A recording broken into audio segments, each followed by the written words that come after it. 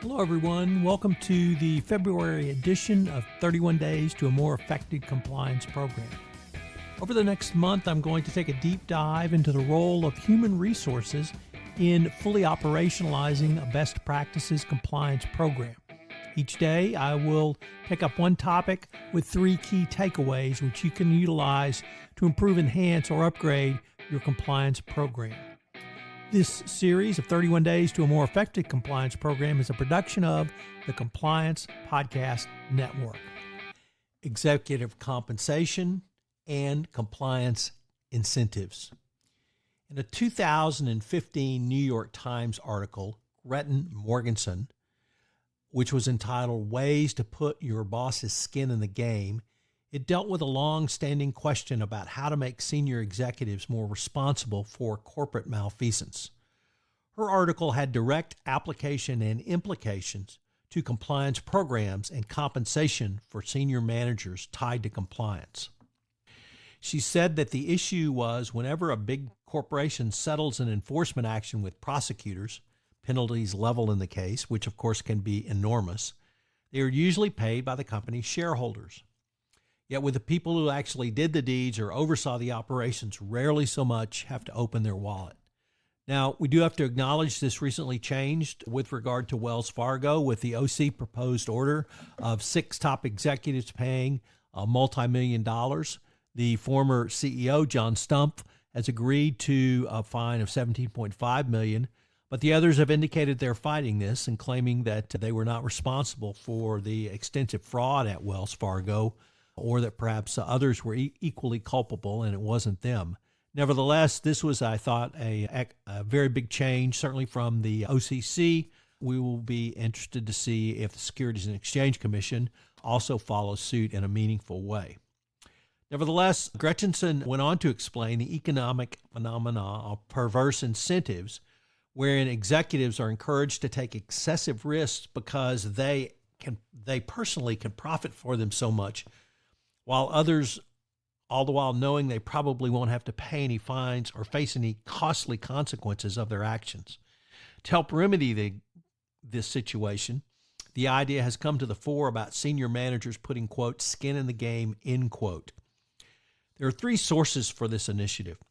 The first was a proxy proposal, which was actually put in front of Citigroup shareholders, which would have required top executives at the company to contribute a substantial portion of their compensation each year to a pool of money that would be available to pay penalties if legal violations were uncovered under their watch. Further, to ensure the money would be available for a long enough time, investigations obviously into wrongdoing can take years to develop. The proposal would require executives keep their pay in a pool for 10 years. Unfortunately, this was not accepted by Citigroup.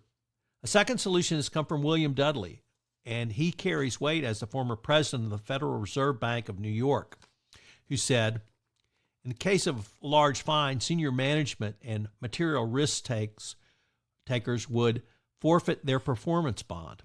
Not only would this deferred debt compensation discipline individual behavior and decision-making, it would provide strong incentives for individuals to flag issues when problems develop. Morgenson reported on a third approach, which was delineated in an article, quote, or entitled rather, Ties That Bind, Codes of Conduct That Require Automatic Reduction of Pay of Officers, Directors, and Their Advisors for Failures of Corporate Governance. Leaving aside the incredibly long title, the article proposed to create a contract to be signed by top company executives that would be enforced after a significant governance failure.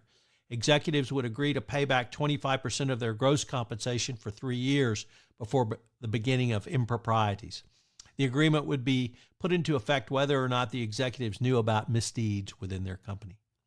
As you might guess, corporate leaders are somewhat less than thrilled about the prospect of being held accountable. But in the compliance context, this kind of proposal is exactly the type of response that a company or a board of directors should want to put in place. Moreover, they all have the benefit of a business solution to a legal problem.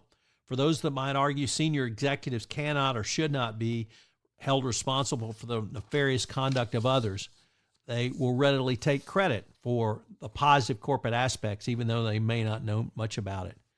Moreover, under Sarbanes-Oxley, corporate executives must make certain certifications about financial statements and reporting, so they are all currently have some obligations under these lines.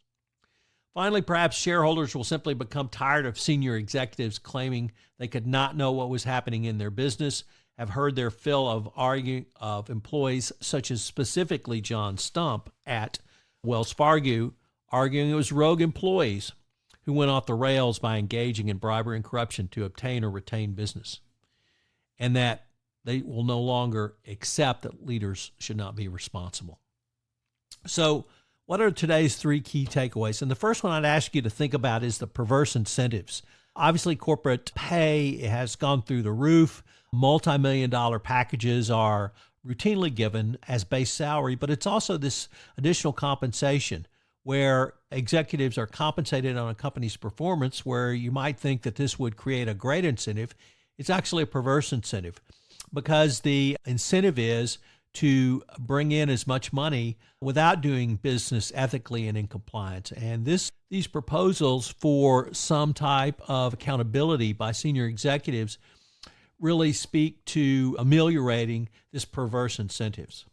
Number two, how can you create positive incentives in your organization? It really ties into number one is the perverse incentives that are currently in place, but now think about how can you make that a positive? How can you tie a positive incentive into your senior executives? And finally, the thing I like about this, one of the biggest reasons is it is a business response to a legal problem. This is not the government mandating any particular change, but it's a business response. And when you can have a business response, it's always a better way to go. Thank you for joining me on this exploration of the role of HR in a best practices and fully operationalized compliance program on 31 Days to a More Effective Compliance Program. 31 Days to a More Effective Compliance Program is a production of the Compliance Podcast Network. Thanks so much for listening. This podcast is a part of the C-Suite Radio Network.